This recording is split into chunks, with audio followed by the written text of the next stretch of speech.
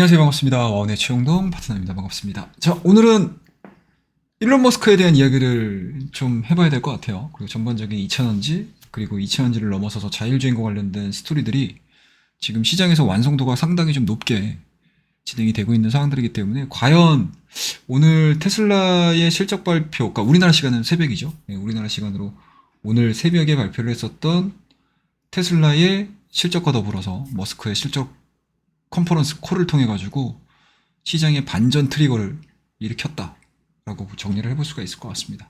그 안에서 과연 일론 머스크가 이야기했던 부분들, 그리고 테슬라가 보여줄 미래에 대한 움직임들을 한번 이야기를 해보도록 하겠습니다.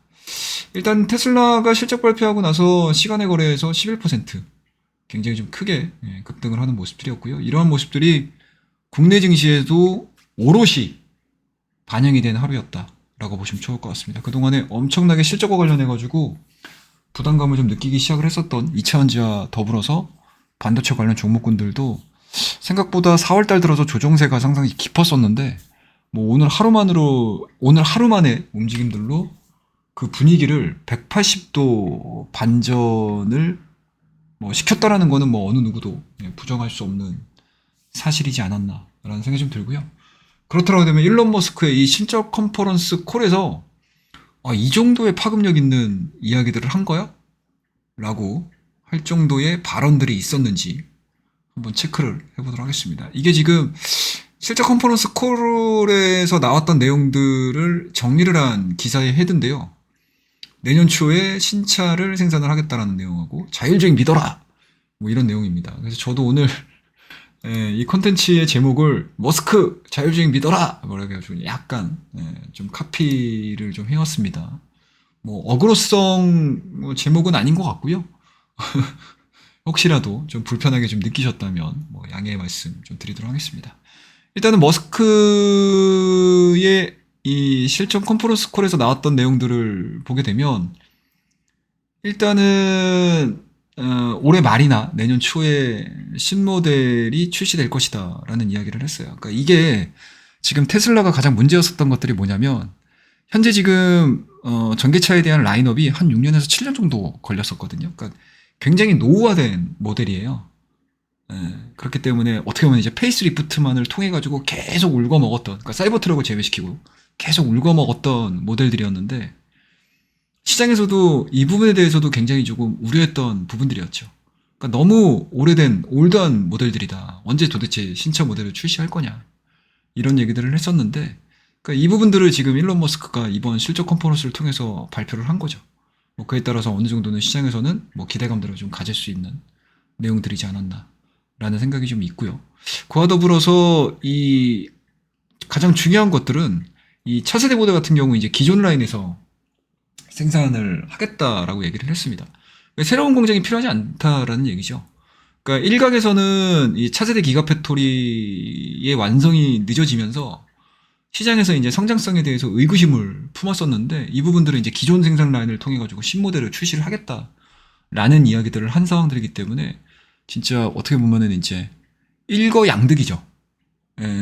마당 쓸고 동전 줍고 가지 접고 하여튼 다 한 겁니다. 그러니까 쉽게 얘기해서 재무적인 부분들, 그러니까 불필요한 비용들이 안 들어가는 데다가 또 신차까지 기존 라인을 통해 가지고 출시를 하겠다라고 얘기를 한 거기 때문에 이 두 가지를 다 잡은 굉장히 좀 큰 발언들이지 않았나라고 생각을 하고 있습니다. 그래서 이러한 신차 같은 경우는 차세대 플랫폼과 현재 플랫폼 일부를 활용을 하고 현재 차량 라인업과 동일한 제조 라인에서 생산을 할 수 있다라고 발언을 한 거기 때문에 투자자들 입장에서는 굉장히 좀 기가 막힌 정말 묘수를 좀 둔 발언이지 않았나라고 생각을 가지고 있습니다. 그리고 뭐 물론 이제 뭐 그동안에 이야기를 해왔었던 반값 전기차에 대해서는 이제 명확하게 얘기를 하지 않았던 부분들이 좀 있어서 뭐 이 부분도 좀 풀어야 될 뭐 숙제로 남아있는 상황들이긴 한데 확실히 뭐 8월 8일 날 더 자세히 이야기하겠다라고 해서 기대감들을 좀 남겨놓는 것 같더라고요. 특히 이제 이 8월 8일 날 같은 경우는 로보택시, 그러니까 자율주행이죠. 자율주행 차까지 공개를 하겠다라고 디데이를 잡아놓은 날이기 때문에 시장에서는 오히려 굉장히 좀 긍정적으로 좀 평가를 하고 있지 않나라고 생각을 하고 있습니다. 그리고 가장 중요했던 부분들은 이 부분들인 것 같아요. FSD, 자율주행차 개발에도 자신감을 좀 내비쳤다라고 지금 시장에서는 평가를 하고 있습니다. 자율주행 문제를 해결할 수 있다고 믿지 않는 사람이라면 이 회사의 투자자가 돼서는 안 된다라고 목소리를 높였습니다. 그래서 아직까지는 뭐 자율주행차가 인프라가 좀 갖춰져 있지 못했다라는 거, 그리고 공공도로에서 테스트를 하기 위한 규제 승인도 확보하지 못한 테슬라가 쉽게 성공하기 어려울 것이다라는 시장에서의 우려를 또 이 한마디로 그냥 싹 다 정리를 해버린 거죠. 예, 그에 따라서 오늘 이차전지 관련 종목군들도 엄청난 상승을 보여줬지만, 오히려 우리가 이 구간에서 관심을 좀 가져야 될 부분들은 오히려 자율주행 테마가 아닌가라고 생각을 하고 있습니다. 그래서 이번 주 내내 자율주행 테마주들의 대장이라고 하시는 몇몇 종목군들은 이미 좀 치고 나가는 모습들을 좀 보여줬었거든요. 뭐 그렇다고 되면 뭐 후발로라도 정말 이 자율주행 테마가 뭐 올해 한여름에 뜨거운 뭔가 대장주 역할을 해주거나, 아니면은 시장에서 어찌됐든 새로운 좀 신선한, 물론 그 이전에도 자율주행 테마주들이 뭐 올라간 것도 분명히 있기는 하지만, 뭐 테마라는 게 그렇지 않습니까? 계속 뭐 돌고 도는 과정에서 뭔가 이제 산업이 또다시 한번 성장하는 그림들이라든지, 아니면 산업이 또다시 한번 시장에서 관심을 크게 받는 그 시기가 오게 되면, 테마라는 거는 언제든지 시장에서 다시 한번 또 소생해가지고 또 엄청난 상승 탄력도를 좀 보여주는 게 뭐 주식시장의 묘미이기 때문에, 뭐 지금 구간에서는 테마주들에 대한 관심도들을 좀 높여볼 필요성이 좀 있지 않겠나라고 생각을 하고 있습니다.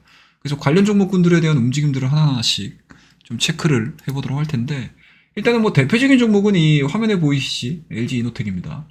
오늘 실적 발표까지 했어요. 1분기 어닝 서프라이즈가 나오면서 그동안에 정말 징글징글하게 좀 빠졌던 이런 LG이노텍도 오늘 11%대에 대한 강한 상승 그림들을 좀 보여줬고요. 뭐 오랜만에 외국인들에 대한 매수세도 유입되는 모습들. 그 기관들, 특히 이제 연기금 같은 경우 매수세가 상당히 잘 들어왔습니다. 그리고 오늘 대량 거래량을 동반을 해서 최근에 2월달, 3월달에 진행되고 있었던 이러한 단기 박스권에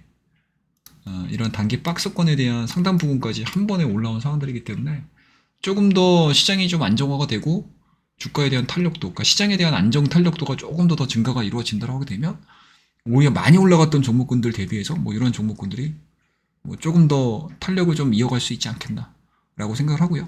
다만 이제 테마주들을 우리가 대응을 하는 데 있어서 뭐 이런 이제 대장주들이 방향성만 잡아주게 되면, 사실은 하부에 걸려 있는 종목군들에 대한 탄력도가 조금 더 높아지고 있는 상황들이기 때문에, 이 LG노텍은 방향성을 체크를 하는데 굉장히 좀 중요한 종목이 되지 않겠나라고 생각을 해볼 수가 있을 것 같고요. 그리고 뭐 두 번째 종목으로 볼 수 있는 종목은 아무래도 이제 현대오토에버, 뭐 이것도 마찬가지겠죠. 현대오토에버 어떻게 보면 이제 작년에 7월달, 8월달, 9월달까지에 대한 주가 흐름들을 좀 보시게 되면 엄청난 상승을 많이 보여줬습니다. 그러니까 현대기아차의 핵심 자회사, 핵심 부품사로서 상당 부분 좀 화려하게 움직였었던 때도 좀 있었는데, 그 이후에는 그렇게 크게 각광을 받지 못했어요.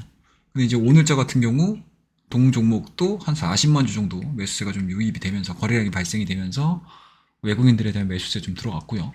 그리고 장대 양봉, 그리고 앞서 보여드렸던 LG노텍과 좀 유사하게 최근에 보여줬던 박스권에 대한 상당 부분까지 상승 구간들을 좀 보여준 상황이어가지고 좀 의미있게 좀 볼 수 있는 그런 내용들이 좀 나오지 않았나라고 생각을 하고 있습니다. 그래서 실질적으로 뭐 일론 머스크가 자율주행, 그리고 테슬라가 자율주행에 대한 스토리들을 먼저 만들었다고 하게 되면, 뭐 기타 글로벌 OEM들 같은 경우도 그 메인스트림을 따라갈 수밖에 없는 상황들이기 때문에, 현대기아차의 핵심 자율주행과 관련된 종목이라고 할 수 있는 현대오토에버도 같은 궤를 보여줄 가능성이 높지 않겠나라고 생각을 해볼 수가 있을 것 같고요. 그리고 뭐 작은 종목으로 우리가 좀 놓고 보게 되면, 오늘 가장 크게 올라갔던 종목은 이제 모바일 어플라이언스, 이런 종목군들도 보시게 되면 이렇게 이제 중간중간마다 대량 거래량을 동반을 해가지고 지금 양봉을 만들어내고 있거든요. 근데 큰 흐름들로 놓고 보시게 되면 되게 어지럽게 움직여요. 그러니까 바닥을 만든 상태에서 자율주행에 대한 이슈 터지면서 3,300원대까지 주가에 대한 상승 구간들이 좀 나와줬었고요. 그 이후에 조정이 다시 더해졌고, 그리고 이번 주 들어서 가지고 빠르게 거래량을 동반한 상승 구간들을 좀 만들어주고 있는 상황들이기 때문에, 확실히 뭐 기술적인 부분들에 있어서는 약간은 좀 지저분한 모습들을 좀 보여주고 있습니다. 뭐 윗꼬리들이 계속 달리기 시작을 하면서 그러니까 앞전에 보여줬을 그러니까 장기간 동안 이런 식으로 하락을 했던 종목군들 같은 경우는 그동안에 겹겹이 쌓여있는 이러한 매물대들을 다 돌파를 시켜야 되거든요. 그래서 바닥권에서 올라가는 종목군들의 이러한 윗꼬리들을 그렇게 크게 뭐 신경 쓰는 상황들은 아니고요. 오히려 이 윗골들이 달린 상태에서 어느 정도의 대량 거래량을 동반을 했느냐가 더 중요할 때도 있어요. 왜냐하면 그동안에 좀 이렇게 그러니까 오래된 물량들의 손바뀜이 이루어진다라는 거거든요. 그러니까 그렇다고 되면 이렇게 새롭게 발생했던 거래량, 그러니까 기존에 물려 있었던 매수자들의 물량들이 새로운 매수자들한테 넘어오면서 이 새로운 매수자들의 에너지가 조금 더 강화될 수 있을 것이냐, 이 부분에 초점을 맞추시게 된다라고 하게 되면 오히려 최근에 발생했었던 이러한 윗꼬리들은 저는 개인적으로 그렇게까지 신경 쓰이지는 않습니다. 신경 쓰이지는 않습니다. 오히려 강화가 된다라고 하게 되면 이 신규 매수했던 사람들의 매수 단가가 생각보다 낮지 않은 상황이기 때문에 이 테마가 주가의 상승 흐름들이 좀 나와준다라고 하게 되면 좀 더 강해지는 그런 특성들을 좀 보여주고 있어서 테마주, 그러니까 자율주행 테마주들을 보는 데 있어서 이 모바일 어플라이언스의 움직임들은 앞서 이제 보여드렸던 대장주들과 더불어서 중소형 테마주들 중, 그리고 주가의 탄력도를 조금 더 깊게 보여주고 지속성을 좀 더 끌고 가는 데 있어서 주가에 대한 상승폭은 오히려 이런 종목군들에서 좀 더 나오지 않겠나라고 저는 개인적으로 예상을 하고 있습니다. 그 다음에 또 볼 수 있는 종목은 이제 라닉스가 오늘 생각보다 되게 많이 움직였어요. 이 정도 똑같죠? 이게 지금 모바일 어플라이언스에 대한 움직임들하고 라닉스의 움직임들하고 거의 동일해요. 지금 보시게 되면 이런 식으로 퉁퉁퉁퉁 동일하게 움직이지 않습니까?